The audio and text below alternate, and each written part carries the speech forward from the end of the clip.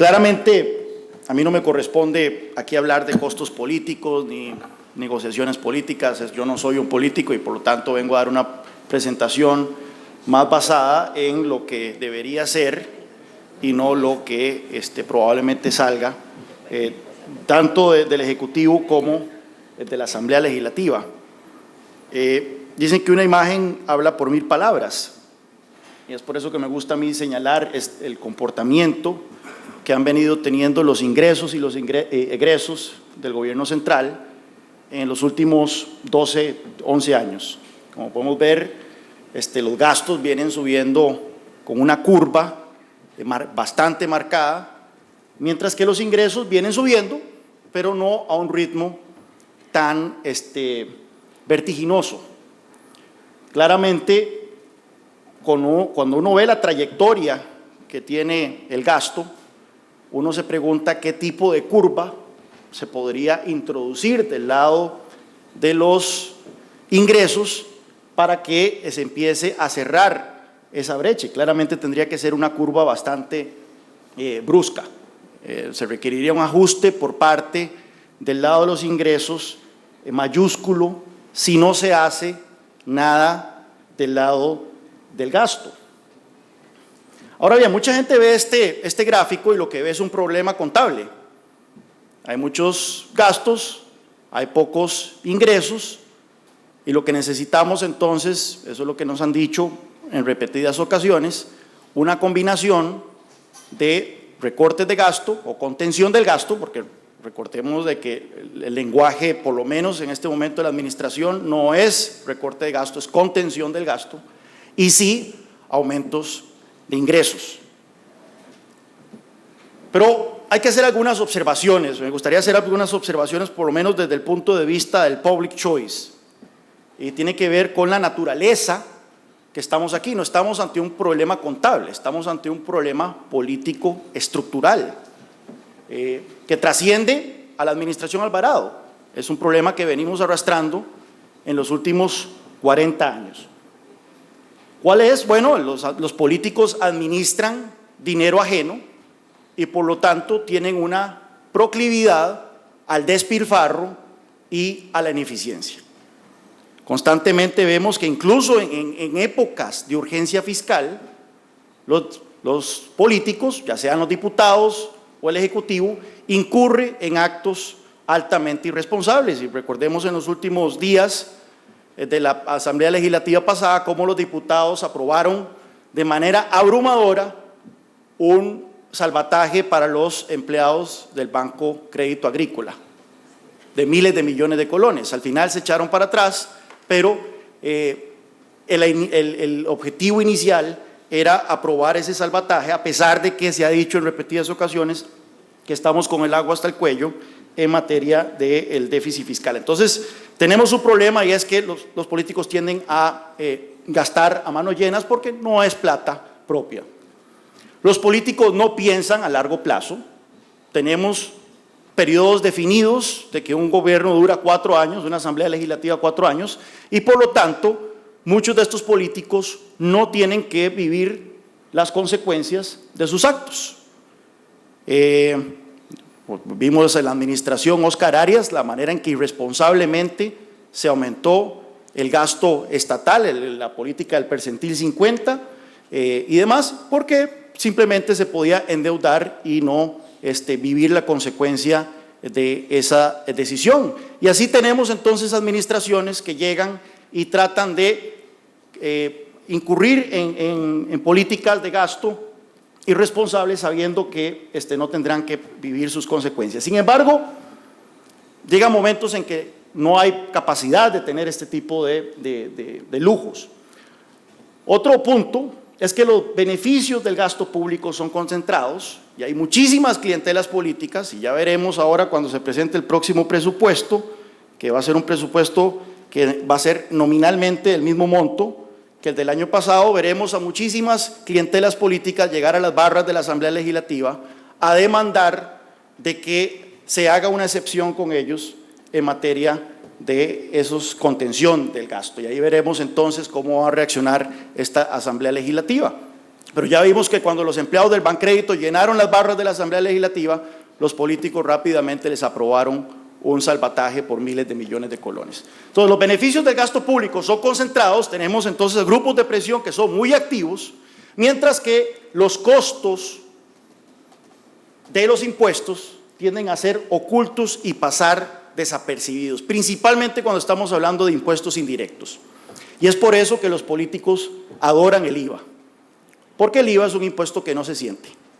La gente cuando compra algo lo siente un poco más caro, pero no puede ver, no es como una coletilla, donde el impuesto al salario uno puede ver cuánto le están rebajando. El IVA es un impuesto que tiende a pasar oculto, desapercibido, y es por eso que es una maquinita de hacer dinero muy predilecta de parte de la clase política.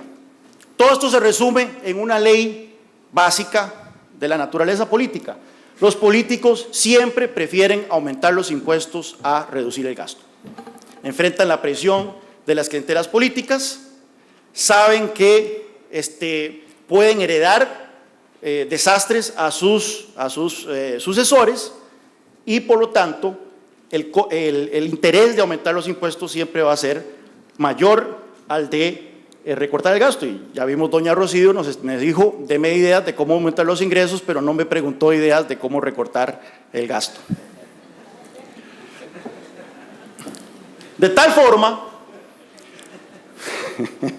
la solución para este entuerto, por lo menos de parte de este servidor, son reformas estructurales principalmente del lado del gasto, prohibir partidas sin contenido económico, derogar leyes de destinos específicos, una regla constitucional que limite el crecimiento del gasto y endeudamiento, etcétera. O sea, necesitamos poner camisas de fuerzas y poner orden a estos espíritus salvajes de los políticos antes de empezar a hablar de darles más ingresos.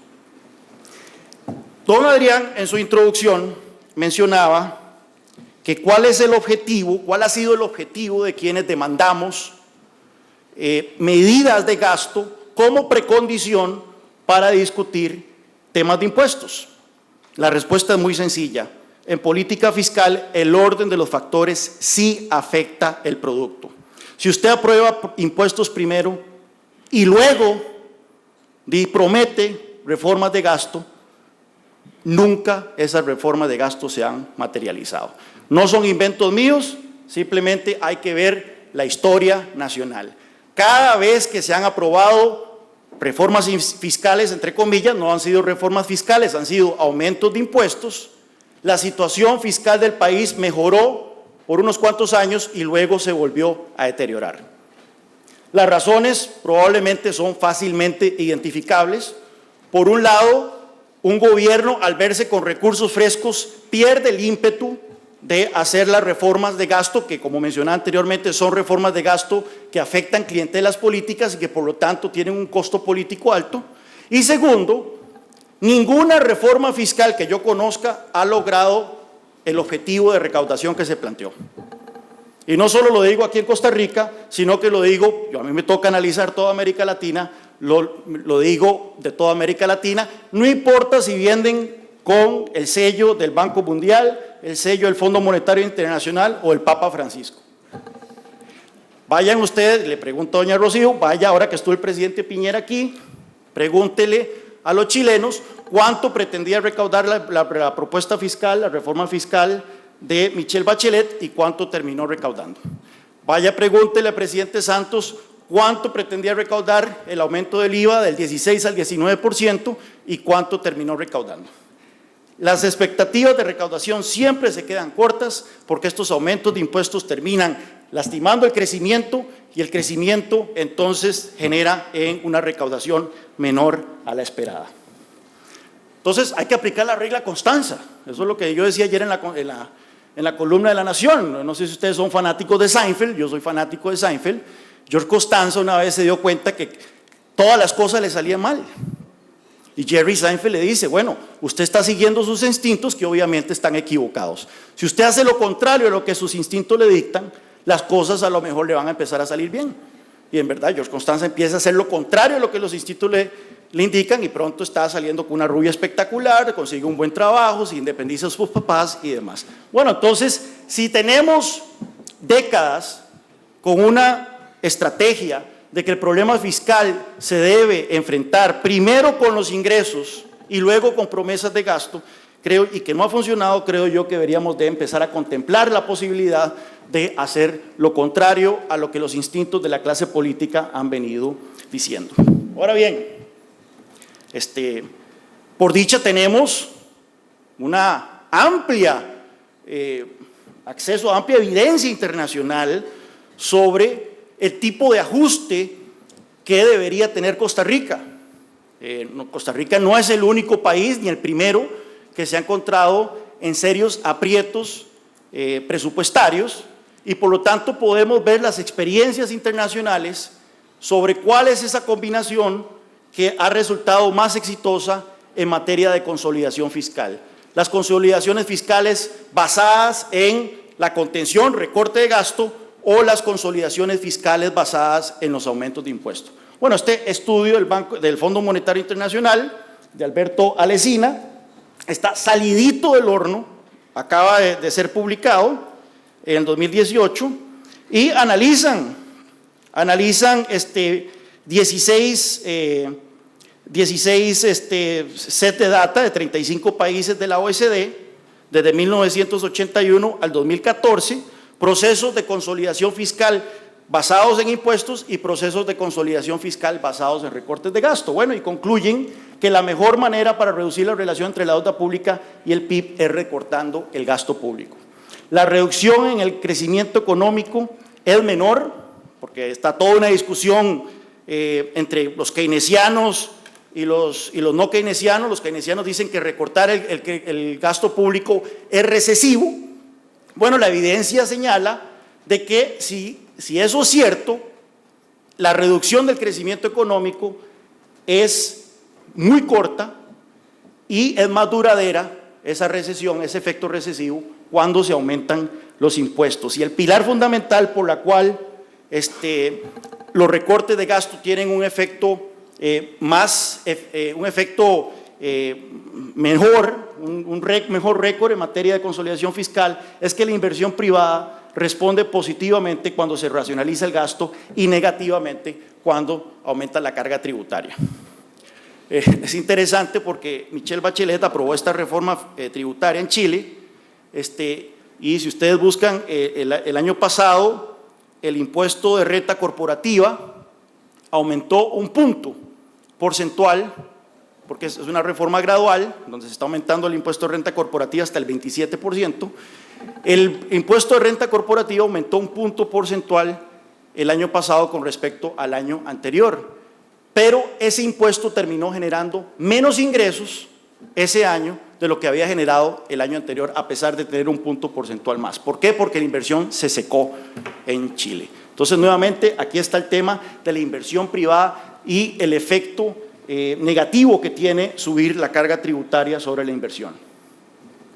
Bueno, pero se puede hacer la observación de que este estudio únicamente analiza pocos casos, pero ya hay otros estudios, también el mismo Alberto Alesina y Silvia Ardaña, en un estudio publicado por Harvard, también analizaron 107 episodios de consolidaciones fiscales en 21 países de la OECD entre 1970 y 2007 y encontraron, está la conclusión, en cuanto a ajustes fiscales, aquellos que se basan en recortes de gasto y no en aumentos de impuestos son los que tienen más posibilidades de reducir los déficits y la deuda como porcentaje del PIB que aquellos que se basan en aumentos de impuestos. Así que esto no es una discusión ideológica, a pesar de que ideológicamente podemos tener una predilección por el recorte de gasto sobre el aumento de impuestos. Esta es una discusión de evidencia empírica. ¿Estamos de acuerdo con la evidencia empírica nacional o internacional o queremos seguir insistiendo en estrategias que han demostrado, tanto en nuestro territorio como Allende, que no funcionan? A mí me gusta muchísimo el caso de Irlanda, y eso lo traté en la columna de ayer, porque es un país con características, algunas características parecidas a la de Costa Rica, y la clase política costarricense ha mostrado mucho interés en el caso de Irlanda. Incluso hace pocos años vino un ex viceprimer ministro irlandés aquí al país a compartir sus impresiones sobre el caso de Irlanda, y me llama la atención de que ha habido mucho énfasis por parte de la clase política nacional de que el éxito de Irlanda consiste en que ha habido un consenso sobre el modelo de desarrollo y sobre las políticas que se implementaron, pero nunca entran a ver en qué consiste ese consenso, cuáles fueron esas políticas de desarrollo. Bueno, Irlanda era el George Costanza de Europa a principios de los años 80, un país con bajo crecimiento económico, en bancarrota, uno de los más pobres de Europa y con políticas keynesianas expansivas que simplemente no daban resultado. Para 1980, Irlanda tenía un serio problema fiscal y la clase política empezó a insistir en aumentos de impuestos constantes y fuertes para hacerle frente a la situación fiscal. El IVA llegó al 35%, y no se me emocione, doña Rocío. El impuesto corporativo llegó al 50%, el mayor impuesto de renta, la mayor tasa máxima, llegó al 65%, y adivinen qué, la deuda continuó creciendo y la economía se secó. Pues bueno, llegó el momento Constanza de la clase política irlandesa y dijeron, aquí tenemos que hacer lo contrario. Empezaron a recortar el gasto. Y vean ustedes la magnitud de recorte de gasto que ocurrió en Irlanda en cuestión de 3, 4 años. Estamos hablando de 10 puntos porcentuales del PIB. Cualquier keynesiano diría que esto generaría una recesión, una gran depresión al estilo de Estados Unidos en los años 30, y todo lo contrario, Irlanda empezó a crecer al 7%. Y ese crecimiento del 7% hizo que el fisco empezara a recibir más plata de la que estaba recibiendo por concepto de los aumentos de impuesto. El pilar fundamental de esta estrategia de Irlanda fue recortar el impuesto de renta corporativo, que estaba en un 50%, y empezar a disminuirlo de manera paulatina para incentivar la atracción de inversión, principalmente inversión extranjera, pero también inversión doméstica. Vean ustedes qué curioso, conforme fueron recortando la tasa del impuesto corporativo, los ingresos producto de ese impuesto como porcentaje del PIB fueron aumentando. ¿Qué quiere decir eso? Empezó a traerse más inversión y al final el gobierno terminó con los cachetes más inflados a pesar de que la tasa era menor. Ahora bien, por supuesto, el caso de Irlanda no se explica únicamente por política fiscal. Antes de que me acusen de que estoy siendo simplista, hubo otras reformas estructurales importantes que hay que tomar en cuenta, otros factores muy particulares de Irlanda que no son replicables en Costa Rica, su ubicación geográfica, el efecto que tuvo la liberalización en el Reino Unido, que es su principal socio comercial, el hecho que hablan inglés y eso les facilita ser un centro de atracción de inversión, etcétera. Pero es importante como un ejemplo que deberíamos de analizar de una consolidación fiscal donde el énfasis fue la reducción del gasto y la reactivación económica. Y el resultado fue un país que tenía una deuda de 109% del PIB en 1987 y para el 2007 eso era un 25% del PIB. No solo eso, en el proceso pasó de ser el tercer país más pobre de Europa a ser el segundo país más rico de Europa. Y aquí podemos ver cómo se desempeñó el ingreso nacional bruto per cápita de Irlanda comparado con el nuestro, el nadadito de perro nuestro, que nos encanta. Y Irlanda a mediados de los 80 vemos cómo empezó a dispararse. Alguna gente mencionará la crisis que tuvieron, eso es otra discusión, que no tuvo que ver con sus políticas fiscales, pero vemos que incluso si tomamos en cuenta la crisis que acaban de tener, vemos que ya se recuperaron de esa crisis sin tocar los fundamentos de la política fiscal. Es más, no sé si ustedes vieron el fallo que la Corte Europea hizo de Apple, en donde falló de que Apple le debe 13.000 millones de euros al gobierno irlandés. Imagínense si llegara la Corte Interamericana de Derechos Humanos y le dijera a doña Rocío que le puede cobrar 13.000 millones de dólares a alguna empresa transnacional que está aquí en Costa Rica. Bueno, sería el júbilo total. En Irlanda fue todo lo contrario. No solo el gobierno dijo que iba a apelar esa resolución, sino que todos los partidos políticos apoyaron al gobierno en decir que no iban a aceptar ese dinero de Apple. ¿Por qué? Porque su énfasis no es la voracidad fiscal, su énfasis es la atracción de inversión, el crecimiento económico y por lo tanto la generación de riqueza que también permite finanzas estables. Este es el comportamiento de los ingresos del gobierno central y la aprobación de paquetes de impuestos como porcentaje del PIB de 1950 a 2017. Vemos que las múltiples aprobaciones de paquetes de impuestos, que el último fue el proyecto de consolidación fiscal, creo que fue al principio de la administración Pacheco, hubo un pequeñito ahí aumento de impuestos. Vemos que no tuvo mayor efecto en el desempeño de la carga fiscal, no es consistente, algunas veces sí creció la carga fiscal, otras veces no. Donde sí vemos que hubo un aumento importante de la carga fiscal fue en el periodo 2004-2008. Tengo entendido que hubo algunas reformas que podrían explicar eso, pero también es cierto de que en esos 4 años la economía costarricense creció a una tasa promedio anual de 5.6%. Es decir, en el momento en que la economía costarricense estaba dando muestras de vitalidad, ese momentos en que al gobierno le estaban entrando buenos flujos de ingresos fiscales. El tema de la carga tributaria, doña Rocío mencionaba que tenemos una carga tributaria baja, lo cierto es que está por encima del promedio de América Latina, una carga tributaria del 22%, un poco más del 22%, cuando se incluyen las cargas sociales, que eso es lo que se estila a la hora de comparar las cargas tributarias a nivel internacional. Yo sé que en Costa Rica nos han tratado de vender el cuento de que la carga tributaria es únicamente un 13% del PIB, cuando sabemos que ese no es el caso. Pero muchas veces también nos han vendido el cuento de que si queremos aspirar a ser un país desarrollado, tenemos que tener cargas tributarias de país desarrollado. Bueno, preguntémosles a los brasileños y a los argentinos cómo les ha ido con ese experimento. Argentina ha duplicado su carga tributaria en los últimos 20 años. Preguntémosles si ahora están más cerca de ser Finlandia de lo que estaban hace 20 años. ¿Por qué? Esto es una frase que a mí yo la tengo tatuada en la frente.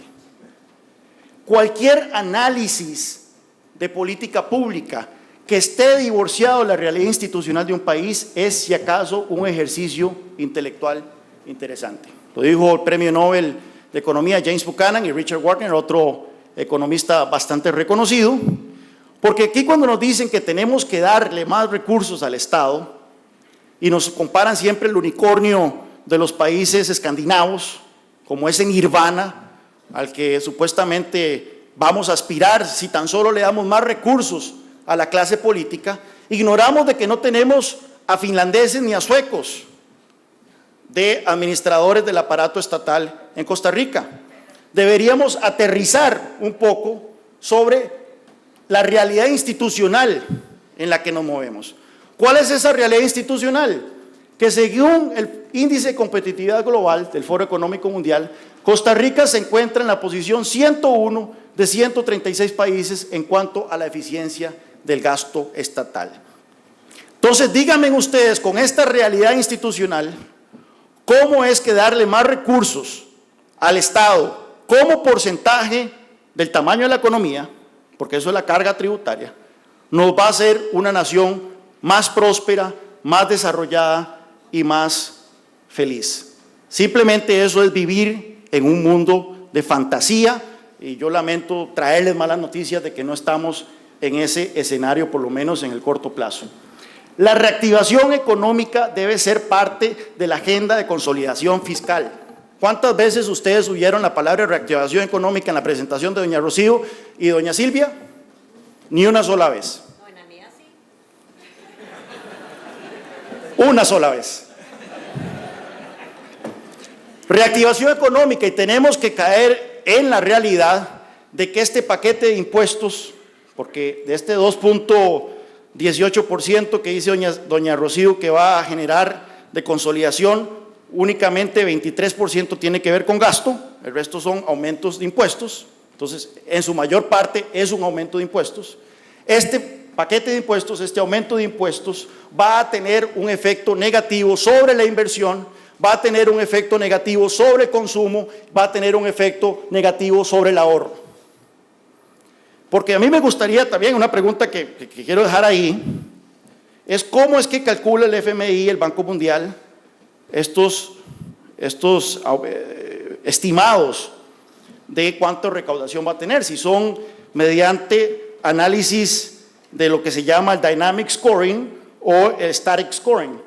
El error que se hace muchas veces, y esto es una discusión que se tuvo ahora con la reforma tributaria en Estados Unidos, es que se parte de la conclusión de que si usted mete un impuesto del 13% de IVA, o si usted le mete impuestos al ahorro, los actores económicos no van a cambiar su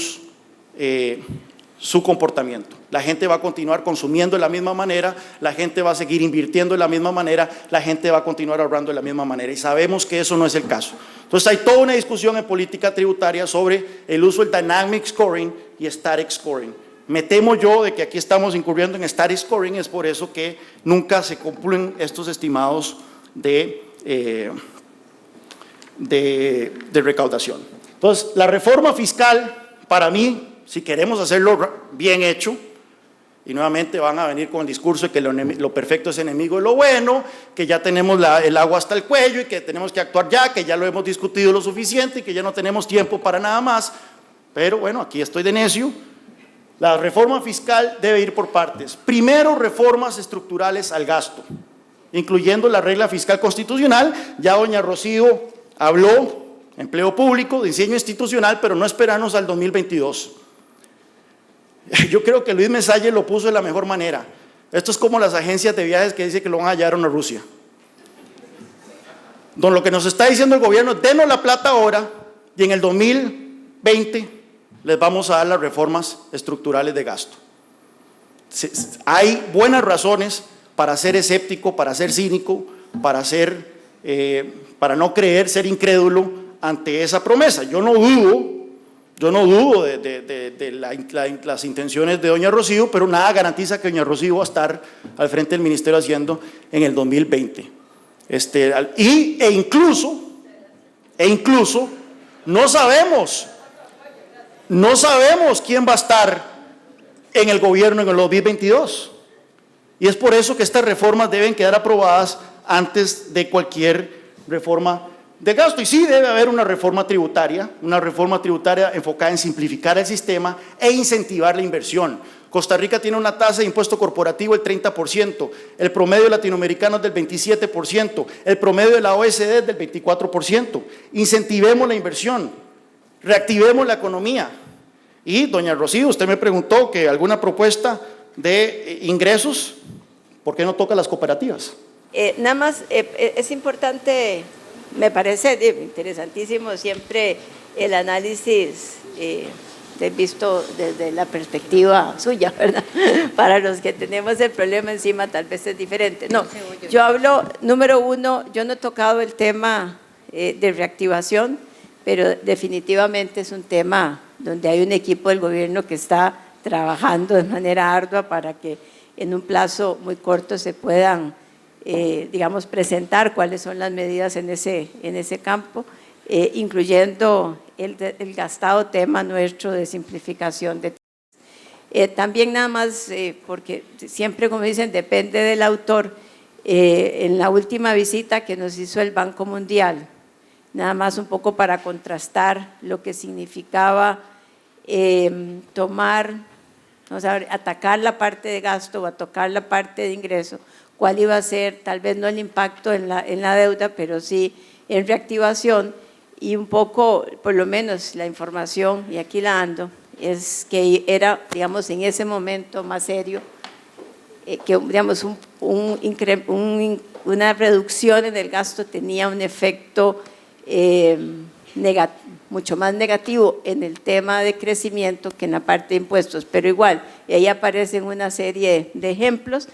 Yo sí creo, por supuesto, en el tema de las reformas estructurales. Eso no es algo nuevo para mí, yo tengo años de estar hablando del tema.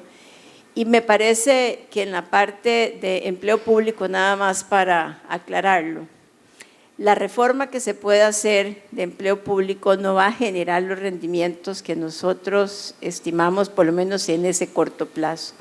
Lo que ya hoy está en el proyecto, que yo no sé si usted lo conoce, porque el proyecto era, digamos, tenía algo en gasto público, en empleo, pero era bastante tímido. Lo que ahora se incorporó, y solo creo que un diputado lo pescó al vuelo, dijo, esta es la verdadera reforma de empleo, porque lo que se hace es que ya no solo para el gobierno central, sino para la totalidad de todo el sector público, se cambian todos los incentivos de incentivos porcentuales y quedan de forma, digamos, nominal. Y eso tiene realmente un impacto mucho más allá de lo que aquí está cuantificado. Y no está incorporado porque eso no tiene que ver con el déficit del gobierno central. Eso va a tener un beneficio, perdón, en tarifas, porque tiene que, o en tasas de interés, porque tiene que ver con el sector descentralizado. Hace ya bastantes años, cuando a mí me tocaba defender a capa y espada la reforma tributaria del gobierno de don Abel Pacheco, ahora me viene a la mente varias polémicas que en un grupo que había, no era WhatsApp, eso no existía, era un grupo de correos electrónicos. Me tocaba discutir con Juan Carlos y bueno, voy a recordar un poco esos viejos tiempos, ¿les parece? Vamos a ver, yo creo que mucho de lo que dice Juan Carlos tiene mucha razón, tiene buena parte de razón, pero creo que hay que ver algunas cosas con mesura y con cuidado y con prudencia. Por ejemplo, cuando nos habla de este cambio vital que tiene Seinfeld, ¿verdad? Cuando dice voy a dejar de seguir mis instintos, voy a hacer lo contrario, a ver si me va mejor. Y de alguna forma Juan Carlos lo plantea para decirnos la vía de buscar cambios aumentar los impuestos no nos sirve, hay que entonces seguir la vía contraria. Pues yo quisiera recordar que el problema es que en Costa Rica esa vía no la hemos explorado, entonces es muy difícil decir que no nos resulta, porque cuando en el año 2012 se plantea una verdadera modernización de un sistema tributario que siempre fue primitivo, es más, mi teoría fundamental es que en los años 40, cuando en este país se reformó en muchos temas, el Centro para el Estudio de los Problemas Nacionales, luego el ascenso de Liberación Nacional, etcétera, donde se modernizó mucho el país, en lo único que no se modernizó nunca fue en su sistema tributario. Además, si uno revisa los escritos de Rodrigo Facio, se da cuenta que él le daba muy poca importancia, digamos, a tener un sistema tributario moderno. De tal manera que la primera vez que se plantea seriamente la discusión sobre tener un sistema tributario moderno es a partir del informe de la Comisión de Ministros de Hacienda del año 2002 y el proyecto que se presenta en esa época. Pero ese proyecto no se aprobó, ni tampoco se aprobó el de Laura Chinchilla, y por lo tanto seguimos sin tener un IVA, sin tener un sistema de renta razonablemente moderno, con un concepto de renta producto que lo haga, perdón, un concepto de renta que lo haga más equitativo, donde porque hay algunas cosas que definitivamente no pagan y otras sí pagan mucho. En fin, hay una serie de elementos de premodernidad en el sistema tributario que creo que ese sigue siendo un elemento válido para, digamos, reformar exitosamente las finanzas públicas. Luego también hay incluso no lo mencionó, pero me acuerdo que en esas discusiones se planteaba, y les voy a contar cuál era mi respuesta, equivocado o no, pero creo que sigo creyendo en ella. Esa teoría que dice que cuando se reducen los impuestos, incluso aumenta la recaudación y mejora el crecimiento. Eso tiene que ver con lo que un economista llamado Laffer desarrolló, la famosa curva de Laffer, donde decía que a veces el aumento de la tarifa, aumentando los impuestos, provocaba más bien un descenso de la recaudación. A mí me parece que esa teoría tiene todo el sentido del mundo y probablemente muchas de las experiencias que cita Juan Carlos encontramos evidencia empírica, pero hay que tomar en cuenta que una cosa es cuando un país ya ha llegado a niveles muy altos de carga tributaria y donde intentar seguir elevándola genera efectos negativos y que por lo tanto bajar esa carga produce efectos positivos, Y otra cosa es decir que siempre, en toda circunstancia, aun cuando estemos en un nivel de carga relativamente bajo, siempre un aumento de impuestos va a ser negativo, porque con ese argumento, por ejemplo, un país de carga tributaria como Guatemala, que tiene un 10, 9% de carga tributaria, la solución sería, no, bajémosla al 5% de carga tributaria y entonces recaudamos más. Yo creo que hay que tener también, digamos, un poco de mesura a la hora de valorar las experiencias. Es cierto que, digamos, si uno toma la carga del 13% del gobierno central, relativamente baja cuando se hace la comparación a niveles de gobierno central, es decir, cuando se excluye las cuotas de la seguridad social. Cuando subimos es cuando se introduce las cuotas de la seguridad social. Y ahí está de suyo una discusión que incluso la OCDE ha observado en su último informe económico, y es que nuestras cargas de seguridad social son excesivas y eso afecta el empleo, por ejemplo, y eso afecta el crecimiento económico, y probablemente estamos un poco desbalanceados en cuanto al nivel de las cargas de la seguridad social, y habría que compensar eso con algunas otras formas que afecten menos la nómina, por decirlo de alguna manera. Pero digamos, uno podría decir que hay un espacio en Costa Rica para, y sobre todo a través de la modernización del sistema tributario, para que eso sea un elemento que siga siendo válido en una estrategia sin que no esté de acuerdo, digamos, en las reformas estructurales a nivel del gasto. Eso me parece que es absolutamente necesario y hay que entrarle por todos los medios que se puedan identificar. Lo mismo sucede, por ejemplo, cuando se ha citado el ejemplo de Irlanda. Es más, de hecho, ese proyecto que yo defendía y que vos atacabas era muy irlandés, al menos en su inicio. De hecho, ese proyecto se diseñó, si algunos lo recordarán, pocos, se diseñó muy a la irlandesa, porque se decía que el impuesto de personas jurídicas, el de las empresas, debía bajar hasta el 15%, cuando las empresas de zona franca entraran todas a contribuir a una tarifa, así que todo el mundo iba a contribuir al 15%, como sucede en Irlanda, y luego había una escala progresiva que llegaba, se había propuesto al 30% en aquella época. Bueno, pero resulta que Irlanda ciertamente bajó la tarifa corporativa al 12% más o menos, pero su tarifa personal de renta progresiva a nivel de persona física llegaba al 42%, al igual que el ejemplo chileno. Chileno siguió el modelo irlandés, y su IVA andaba como por el 23%. Entonces digamos, tampoco es tan cierto que lo que hizo Irlanda fue bajar la carga absolutamente y entonces con eso se produjo el milagro. Yo creo efectivamente que deberíamos tener una tasa del impuesto de sociedades mucho más baja. Creo que eso sería una fórmula exitosa, y evidentemente en este contexto no es lo que se está planteando, pero eso ya hablaba ayer de un second best. Hay cosas que podrían en una reforma más integral del sistema tributario considerarse, eliminar la doble imposición del dividendo, por lo menos atenuarla. Eso me parece una cosa que nunca hemos explorado y que, por ejemplo, venía en ese proyecto del 2002. En fin, creo que tal vez mi reacción a la exposición de Juan Carlos va en el sentido de que hay que tener prudencia de descalificar, digamos, la necesidad que tiene Costa Rica de modernizar su sistema tributario, ponerlo con las buenas tendencias tributarias sin que llegue a cometer unos excesos que afecten el crecimiento, que afecten, en fin, todos los elementos económicos positivos que debe respetar un sistema tributario sin afectarlo.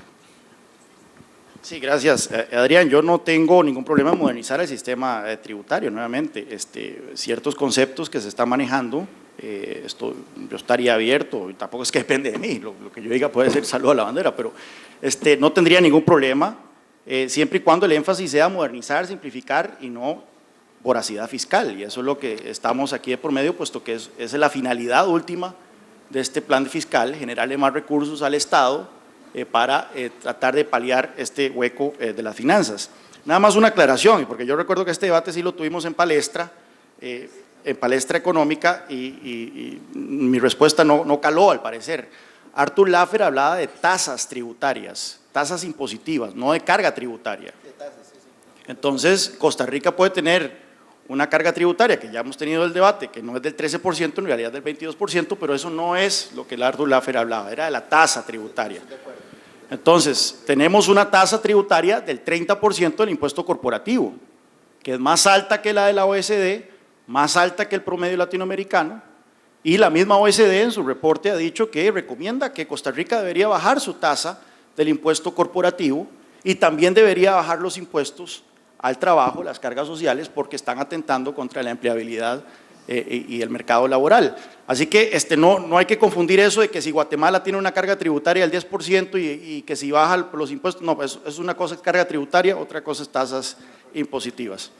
En el caso de Irlanda, sí, exactamente, Irlanda tiene una tasa, la tasa más alta del impuesto de renta a las personas sigue siendo el 42%, pero recordemos que está en 65%. El IVA está en el 21%, recordemos que estaba en el 35%. Entonces hubo una reducción generalizada de los impuestos. Ahora me van a decir, sigue siendo, en esos impuestos sigue siendo alto, sí, sigue siendo alto, pero la tendencia fue a la baja y eso generó más recursos y esto contribuyó a que Irlanda tuviera éxito en no solo enfrentar su crisis fiscal, sino también en reactivar su economía. Algo más se me escapaba sobre el tema de Irlanda, pero yo creo que se nos está haciendo tarde, así que mejor lo dejo para un post en mi Facebook. Sí, yo quisiera también muy rápidamente referirme un poco a la presentación y a las reflexiones que se han dado. Y agarro quizás lo último que decía don Adrián, de que acá la discusión podría llevarnos a distintas reflexiones. Es más, me voy a aventurar a decir lo siguiente, es que esto es como un déjà vu de diferentes discusiones que han existido en el pasado para intentar aprobarla.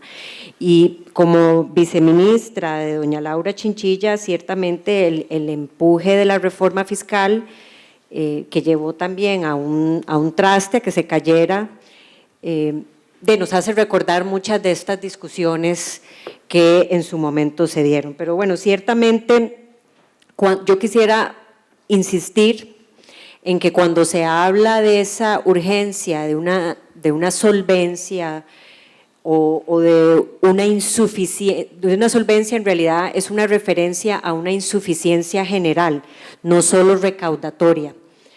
Como era un poco la pregunta que me hizo anteriormente don Adrián, porque él ahora trae un ejemplo inclusive de si los impuestos de las sociedades deberían de ser más bajas o no, y yo creo que tiene todo el sentido del caso.